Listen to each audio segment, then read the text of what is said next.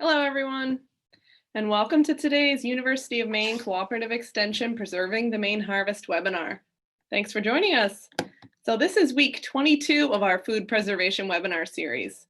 These webinars deliver current USDA recommendations for preserving food at home, corresponding with what's growing in your garden and what's for sale from local farmers.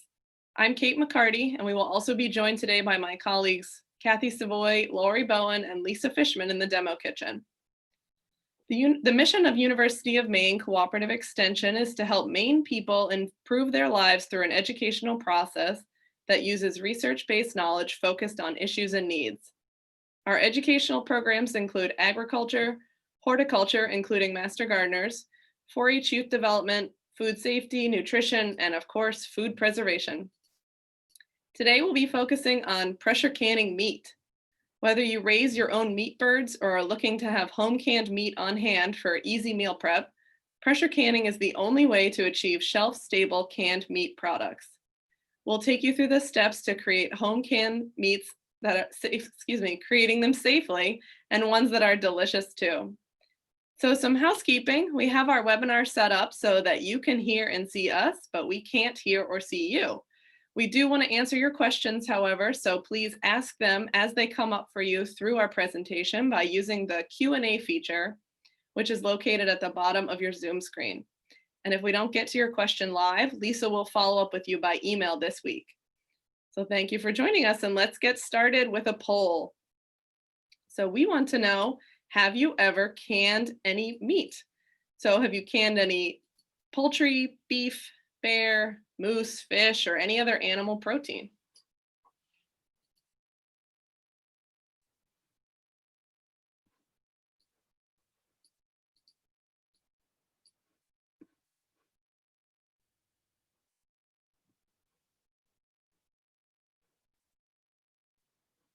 All right, so we'll give you a few more seconds and then share the results. So it looks like we almost have an even split, with the majority of you not having canned any meat, but some of you having some experience. So whether you're a newbie or just looking to pick up some new tips, we're going to cover all the info you need today. So Kathy's going to take it from here and give us our intro on canning meat. Thanks, Kate. So truly, it is great to have canned meat on hand to make for an easy meal. Once it's canned, the meat is fully cooked, so you only need to heat it and serve it. You can also get a little more creative with it and add it to soups, stews, casseroles, or truly anywhere else you had thought to use cooked meat in your meals. Your meat sources can be those that are homegrown. Perhaps you're a backyard poultry producer. They could be harvested. Perhaps you're someone who's eager for the hunting season to begin this year. Or it can be store-bought. The only big thing to remember is that just like with any of our vegetable canning or fruit canning preserving that we talked about, the most important thing is to start with high quality products. That, of course, will result in the potential for having a high quality product at the end. So whether or not it is store-bought, homegrown, again, it's the high quality. You want to you can can beef, chicken, pork, lamb, venison, bear, rabbit, and these can all be canned in strips, cubes, chunks, or ground. You may choose to either hot pack or raw pack your product, but we do recommend that you use the hot pack method, which will be demonstrated today, which involves adding liquid to the jars. This will ultimately result in a higher quality product. So let's discuss the basics of canning meat. To start, once again, we'd like to reiterate that all meat needs to be pressure canned. Meat is low acid, as you can see in the slide, falls into that low acid category, meaning that it has a pH of above 4.6. So when we create a vacuum seal through the canning process, canned meat is vulnerable to developing the C. botulinum toxin, unless it is thoroughly heat treated. And that's where the pressure canner comes in. A pressure canner uses steam in a sealed container to create really high temperatures that can destroy any spoilage organisms that might be inside your canning jars. So together, it is the steam and the pressure that allow us to heat our food from 240 degrees to 260 degrees, which is indeed much hotter than the temperatures we find in a boiling water bath. It's these high temperatures that allow us to safely process low acid foods like the vegetables and meats. Low acid foods run the risk of allowing C. botulinum spores to develop into toxins if they are not properly heated, which can cause a type of food poisoning called botulism. The high temperature inside the pressure canner destroys any of these C. botulinum spores that could be in your jar and creates a vacuum seal, which together make your canned low acid foods safe for long-term storage. A pressure canner is indeed the only safe way to can meat. As we've said already, a boiling water bath simply does not create enough temperature to destroy C. botulinum spores. So now let's join Lisa in the demo kitchen in Presque Isle for today's demo on canning meat. Lisa? Thank you, Kathy. Indeed, here I am in Presque Isle up in Aroostook County, and I am ready to show you all about how to can beef today with a hot pack method. So Kathy just finished telling you about why it's important not to use a water bath canner when you're canning such low acid foods as meat. Another tool that you don't want to use is you don't want to use the electric pressure cookers. Even though some of them are sold and marketed as acceptable for home canning, research has shown that those products really are not acceptable. They do have some issues that need to be worked out. And at this moment in time, research from across the state does indicate that these are not suitable for home canning, meat or anything else. So no electric pressure cookers, even though they're sold as canners. So we are going to talk about the canning meat, and because we're talking about foods that are very susceptible to bacteria, we want to make sure that we're always starting with clean surfaces, clean hands, clean utensils and equipment. So although you can't see that I have cleaned everything that I'm going to be touching today in the kitchen, please rest assured that I have done my due diligence. The jars have been cleaned, my equipment and my surfaces are clean, and everything has been treated as it should be. So raw pack and hot pack are the two ways that you can indeed pack meat for canning. And they're simple differences. When you're raw packing food, you do not have to add any extra liquid to it. You can put the food that you're canning directly in the jars and seal that up and make sure there's nothing on the rims before you put the two-piece lids on. Seal that up and add those to the canner and process according to research-based directions. For a hot pack, there's two steps involved. It does give a higher quality product, and that is why if we had to come out on one side or the other at Cooperative Extension, we would come out on the side of hot packing. It's a little bit more labor intensive, but the results are superior. So the first thing you're going to want to do is prepare some kind of a liquid for when you have filled your jars with your product. You need to top that off with a liquid.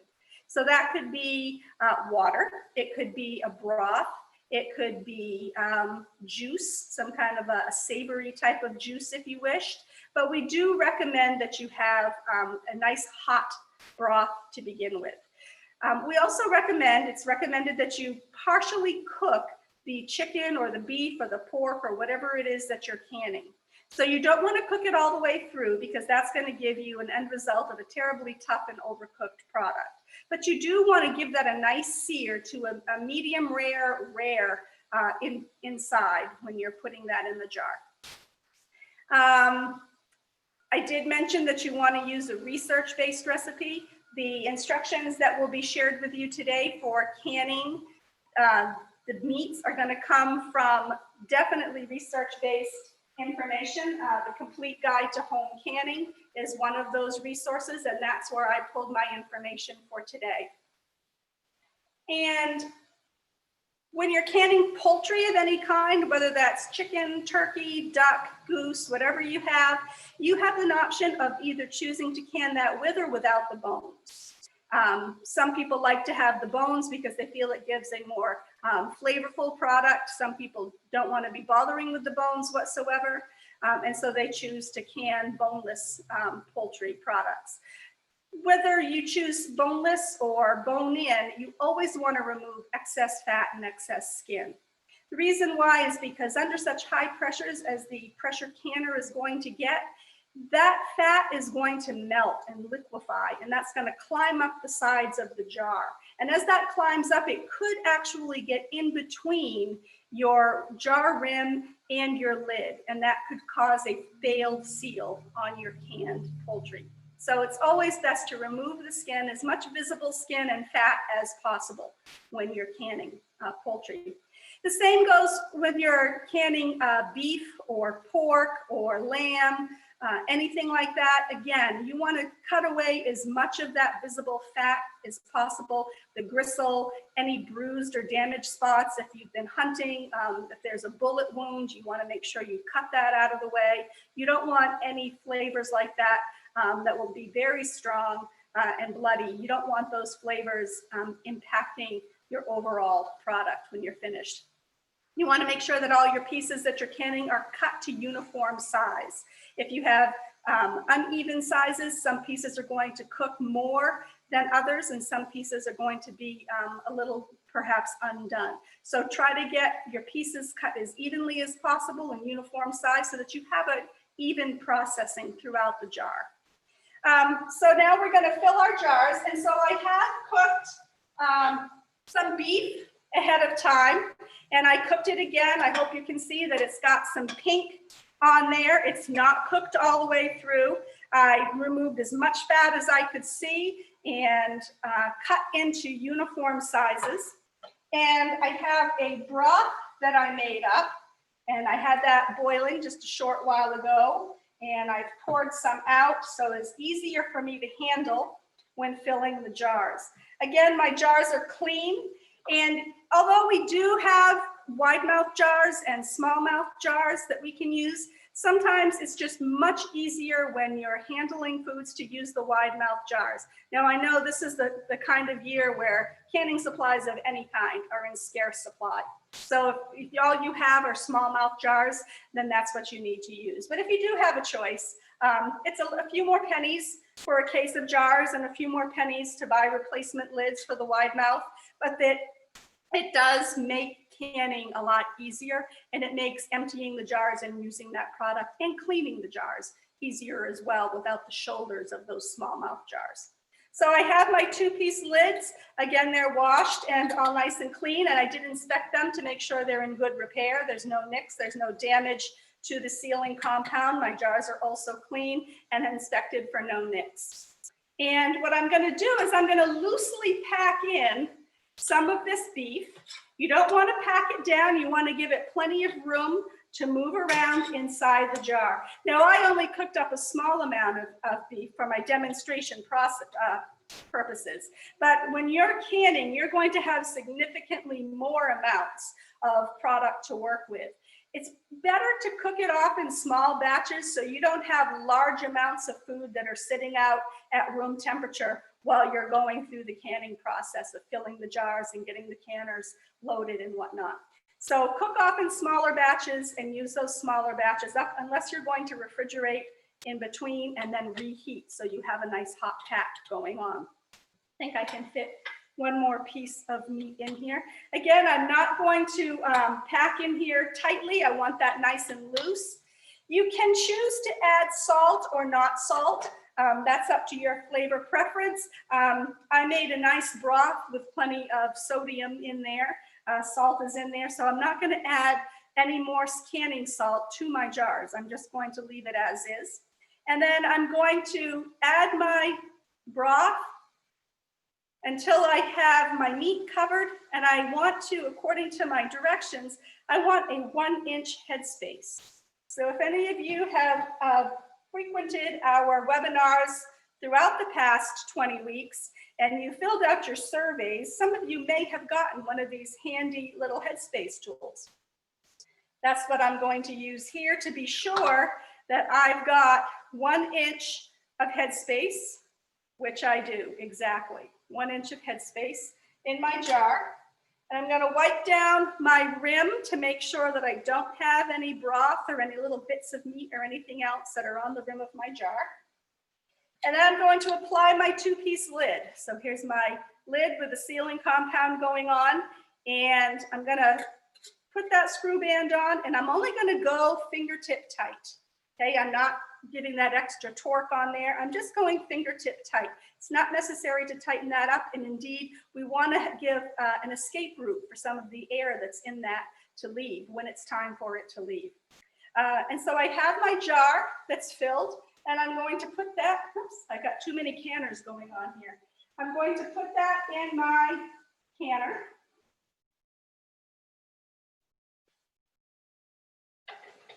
I've already put 2 quarts of water in my canner. That's in there, and I'm putting my jar in there. It's a little bit warm.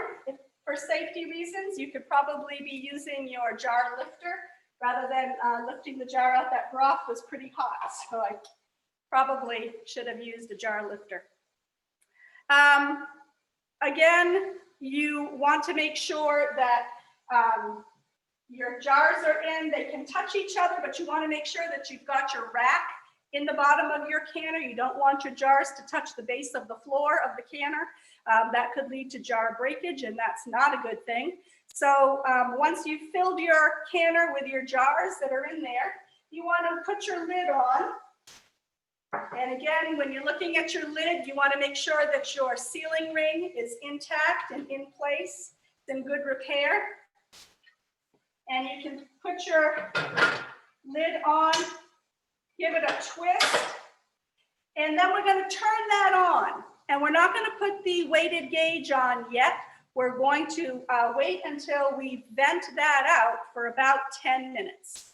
I do know that when I looked at my recipe, I'm looking at a pretty lengthy processing time for proteins. Animal proteins are tending to go about 75 minutes for pints, up to 90 minutes for quarts. So if you are planning on doing a canning day that involves protein foods, animal protein foods, you probably want to bank on spending a good amount of time in your kitchen. You don't want to be wandering too far. So at this point, I think we're going to go back to Kate, and she's going to give you some do's and don'ts, and we'll come back in a little bit and see how we're doing over here. Okay, sounds good, Lisa. Thank you. So yes, Lisa talked about some of this, but we really want to just drive home some do's and don'ts so that you make sure you end up with a high quality final product. So to start, your first do is it's recommended to trim gristle, bruised spots, and fat from the meat before canning. So the excess fat can interfere with the seals on the lids forming, so you want to make sure that you trim all of that off that you can before you start. Don't can meat from diseased animals. Make sure to follow proper procedure for processing wild animals. If you're unsure of how to properly dress game, you should use a commercial meat processor to break down your game animal. Do brine wild game meats to reduce the strong flavor using a saltwater brine of 1 tablespoon of salt per quart of water for 1 hour before you can. You can add salt for flavor to jars of meat that you do not brine. So if you do use a brine, you don't want to also salt the meat because it would result in an oversalted product. Don't leave your meat in the refrigerator for more than a few days before canning. Instead, freeze meat at 0 degrees Fahrenheit or lower until it's time to can. Do adjust for altitude, adding extra time as needed for your altitude above sea level. See the USDA recommendations for adjusting for altitude. And check your pressure canner dial gauge for accuracy before using it to can meat. Your local UMaine Extension office can do this test for free. Do clean up your kitchen to prevent cross-contamination. Cross-contamination can occur when harmful bacteria are transferred from one food or food surface to another and possibly contaminating otherwise safe foods. Cutting boards should be cleaned and sanitized after preparing meats to prevent cross-contamination. Make a sanitizing solution of 1 tablespoon of unscented liquid chlorine household bleach mixed into 1 gallon of water. Flood the surface with the bleach solution and allow it to stand for several minutes, and then rinse with clear water and air dry or pat dry with clean paper towels. So now let's check in with Lori to see what questions you have. We do have a couple of questions. The first one from Karen. She would like to know about canning soup with meat in it. And I also tried to post a link to our webinar that we did on September 15th for canning soup. But for some reason, I can't get back in there. Hopefully in the follow-up, we can send that link to everyone. But do you mind talking about canning soup with meat in it? Sure. So yeah, we covered this when we dedicated a whole webinar to the topic. So we'll do a little recap now, but then if you need more resources, you can find that on our website, and we'll make sure that in the follow-up email, we include that specific resource. So you can can vegetable and meat soup using any products that already have canning times developed for them. So the recipe for canning meat is to, again, use those products that you can already can individually. So that would include all the meats we've discussed here today: poultry, beef, pork, and then some wild game meats. And you would prepare each ingredient as if you were canning it individually. So you'd have to go and look up all the recipes for carrots and your onions and potatoes and prepare them for a hot pack as instructed. And then combine the ingredients, cover them with water. So you'll combine the jars, I think it was about 2/3 of the way full, and then fill the rest with water or broth or stock, whatever you choose. Leave your 1-inch headspace as is recommended for pressure can products, and then can it 60 minutes for pints and 75 minutes for quarts. That's at 11 pounds of pressure at the sea level to 2,000 feet of elevation, and then adjusting for altitude as needed above that. I have a message that possibly my sound went out earlier. Hopefully everyone can hear me right now. Our second question is about the bottom of jars breaking off in one solid piece. The example is like a glass cutter had done it, and it's happened with new jars, different name brands, and water bath and pressure canner. Can you speak to them about that? I've certainly experienced that myself. So the bottom just breaks off in a really clean break. There must be like a joint in the manufacturing process because I have seen that happen multiple times.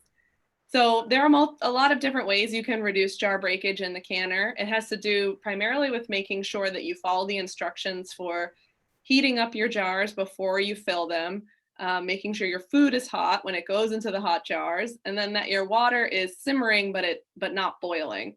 So the idea is to have hot food going into hot jars, going into hot warm water. That even temperature will help reduce breakage. If you put a cold jar into the hot water, the thermal shock could cause the jar to break.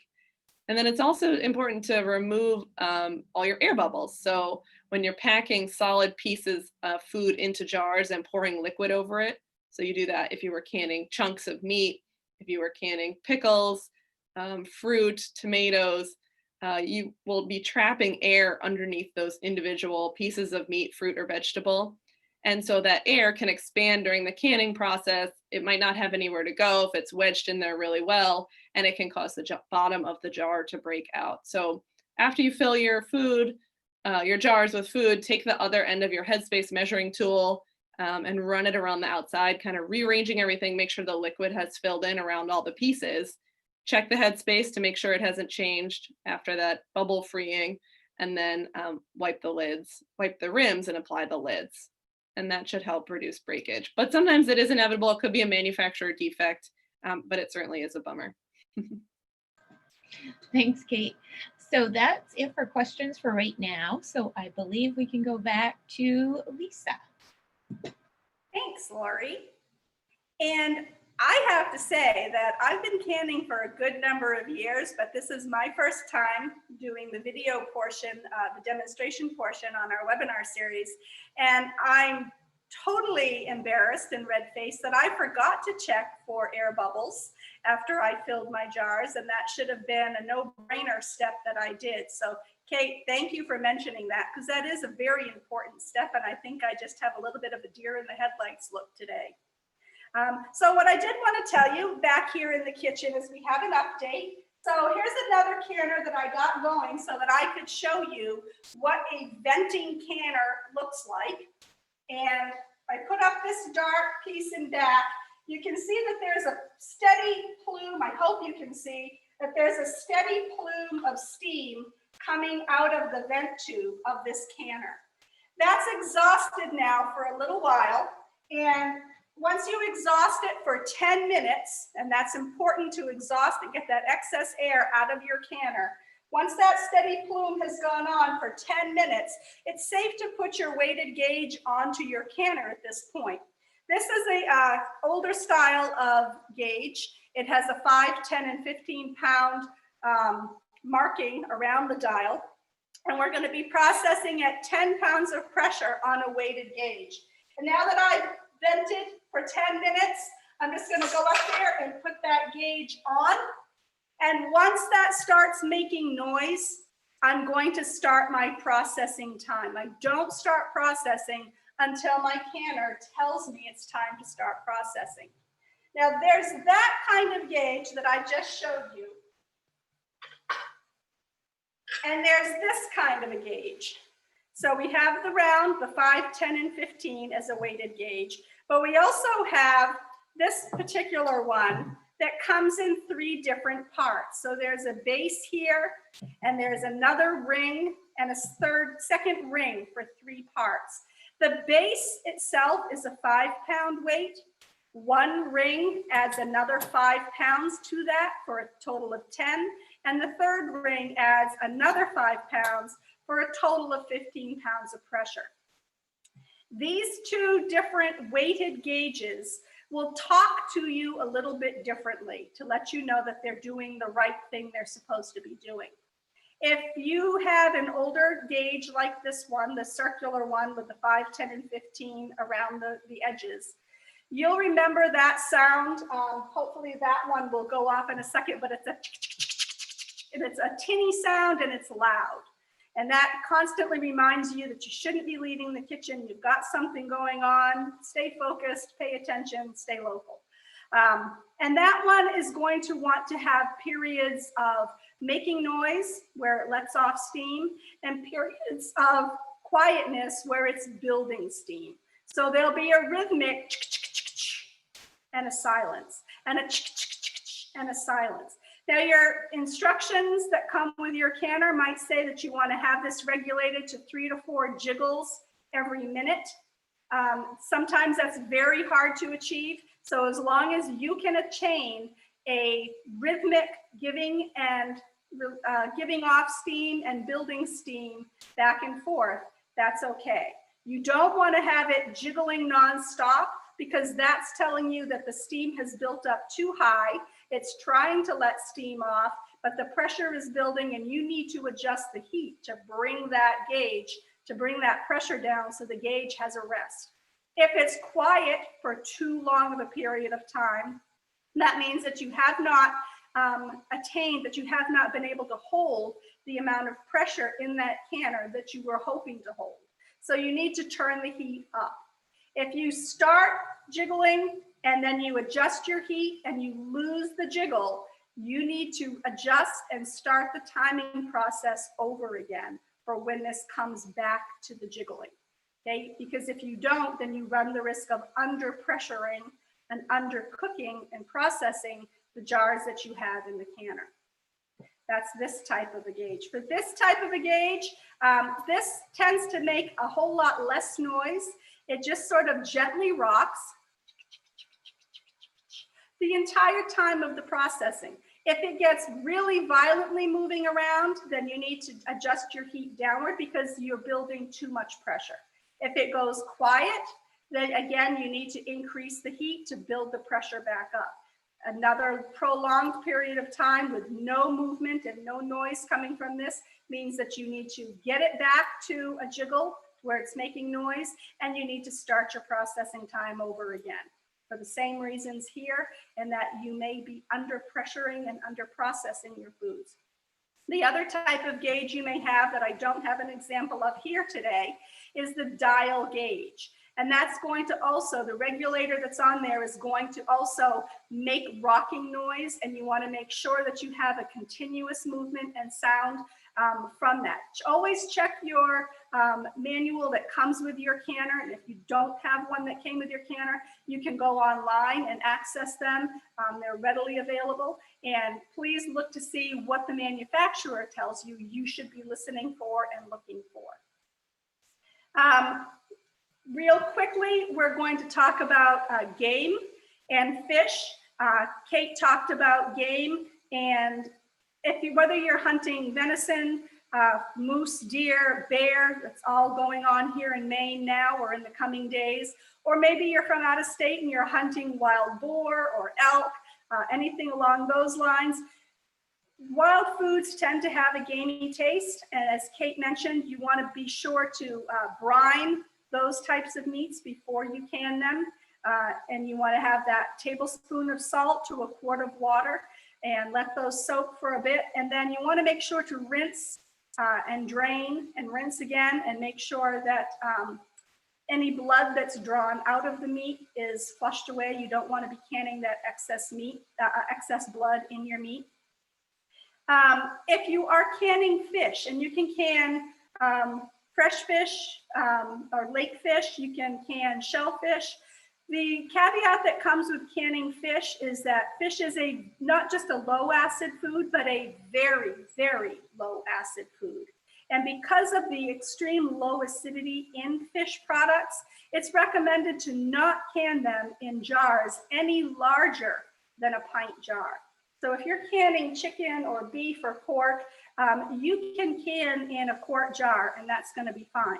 But when it comes to fish and shellfish, either a half pint or a pint jar is the maximum that you can go, that pint jar. You can can fish with the skin on or the skin off. It's up to you. And you don't have to bone things like salmon. Those bones are going to get very soft through the processing, and you can consume those. Larger types of bones that come out in one large piece, you probably want to remove the whole piece of bone when it comes out. But for the smaller little pin bones that are in salmon, it's okay to leave those in there. Okay, I think we are going to Kathy now, and she is going to give us some ideas on what we can do with canned meats once they're on your shelf. Great. Thanks, Lisa. So when it finally comes time to serve your canned meats, you can use them anywhere that you would use fresh or frozen meat in a recipe. So that includes shredded beef, pork, or chicken that you could use in enchiladas, tacos, or other Mexican cuisine. Sky's the limit. You could use ground beef in chili, shepherd's pie, your family's favorite lasagna recipe, or casseroles. You can use baked chicken, canned baked chicken into a pot pie. You can use it in a noodle or rice soup. So really the sky's the limit. And we are fortunate to have a great video from our FNEP colleagues to share with you for a tasty corn chicken rice casserole. So we'll go ahead and play that now.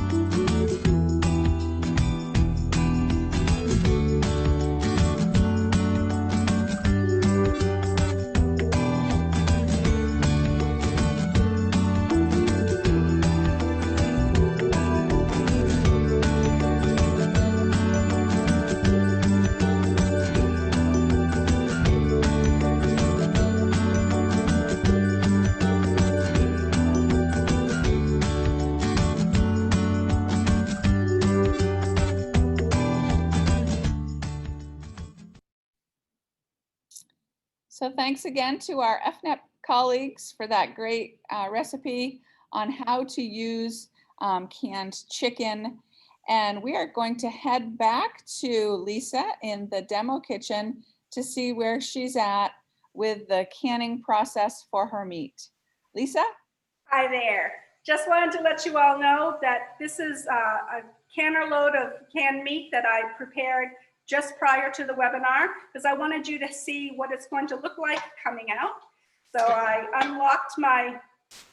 unscrewed my cover, and I always open the cover away from me so I avoid a steam burn. And I can set my cover down. And I'll grab my jar lifters this time. I don't want to burn my hands. And I've got canned chicken.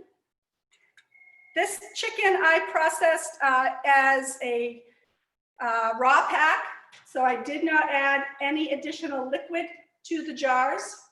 And this is what it looks like. I have 1 jar of boneless and 1 jar of bone-in chicken pieces. The bone-in chicken pieces gave a whole lot more liquid than the boneless pieces. And I'm looking forward to putting these on my shelves because I tend to like chicken pie a whole lot during the winter months. When I take these, when they cool down and I'm sure that they're sealed, I'm going to remove the screw bands. I'm going to wipe them down to make sure that there's no food bits or residue on there that could mold. I'm going to label them with the contents, and I do want to make sure I know which ones are bone-in and boneless, so that I can prepare my recipes accordingly. And I'm going to put those on my shelf, dated, and keep them in a cool, dark place out of direct sunlight and away from drafts and freezing temperatures. If I have a jar that does not seal, I can do 2 things. I can put it in my refrigerator and use that up in a few days, or I can reprocess if I'm continuing to process more meats. I want to change my screw band and my lid, and I want to wipe my jar down again because for some reason the seal failed. So I'll want to replace my lid and try again. And I'll mark that jar as a reprocessed jar, so I realize when I'm using it that it could be a different consistency or texture. And when the jars come out, notice that I didn't pick them out and tip them to the side to get any extra water off the lid. And I'm not going to touch them. I'm not going to play with them. I'm not going to push down on that lid for 12 hours. I want to leave them alone for 12 hours. And I think we're going to go back to Lori now for a couple minutes to see if we have any more questions. Thank you all. We do have a couple of questions. So the first one, Kate, I think maybe you want to take over. The question is, can you cook ground beef and then dry can it? And we needed some clarification on that, but how about we just go ahead and discuss it?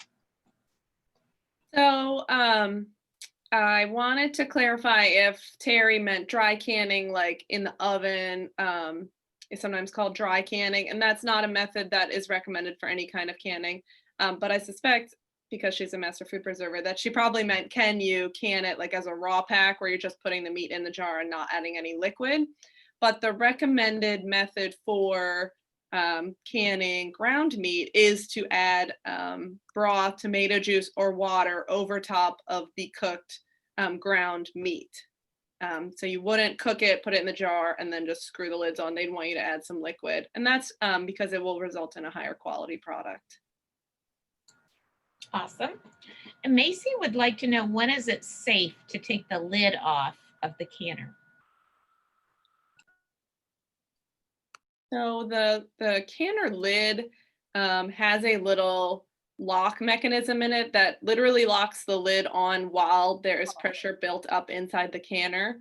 So it does 2 things, is that it keeps the lid on, but it also indicates to you when there is still pressure remaining inside that canner and it's not safe to remove the lid.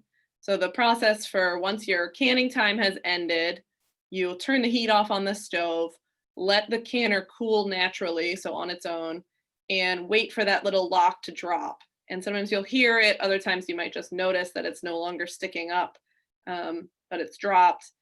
Then you remove the pressure regulator and wait 5 more minutes, and then you can remove the lid. And that whole process can take anywhere between half an hour and 45 minutes, depending on how warm your kitchen is. So it is an additional step on top of the processing time. Okay. And Karen has a question when processing salmon. Because it's so oily, she wipes the lip of the jar with vinegar. Is that correct? Yep, that's a great idea. Yeah, that's certainly fine to do, to cut through the oil from the fish. Okay. And I'm going to sneak one more question in because I think it's super quick. How should the meats be stored and how long do they last? So canned meat should be stored like any other home canned food in a cool, dark, dry place. So this could be somewhere that's away from direct sunlight or any sort of appliances that give off heat, like your hot water heater, or not on top of your refrigerator or something. And then used within 1 year for best quality. And because meat are a low acid food, we do recommend that you stick with that 1 year to ensure that, again, it's the best quality product. Thanks, Kate. That's all I have for questions. Okay, I'm going to take us through our little closing notes then. So thank you all so much for joining us today. This is our second to last webinar. We've got these resources here for you about canning meat, and I'll email you as soon as we complete today with links to these, as well as the registration for our workshop next week. And we'll also share a link for an evaluation and your certificate of completion for today's webinar. If you complete the evaluation and then give us your mailing address, we'll send you a free headspace measuring tool, which is what Lisa was using to measure headspace and to remove the bubbles. And then we'll also link you to the Maine Farm Products Directory. Our Maine Agriculture colleagues created this so that you can shop directly at farms. And you'll want to visit the website or call them first so you can learn about how their policies have changed during COVID-19. So again, next week, Tuesday at 2 p.m. is our final topic for this spring, summer, fall webinar series, 23 weeks total. But rest assured, we are planning lots of other cooking and preserving webinars to keep us all busy and safe and healthy and happy throughout the winter. Next week, we'll be talking about preserving cranberries. We were just discussing making a cranberry chutney, and we'll have our special guest, Rob Dumas, back to show us how to use a cranberry chutney in our cooking. And we just want to let you all know we've had a great time delivering this series, and we will hopefully see you all next week for our last one. So thanks again for joining us.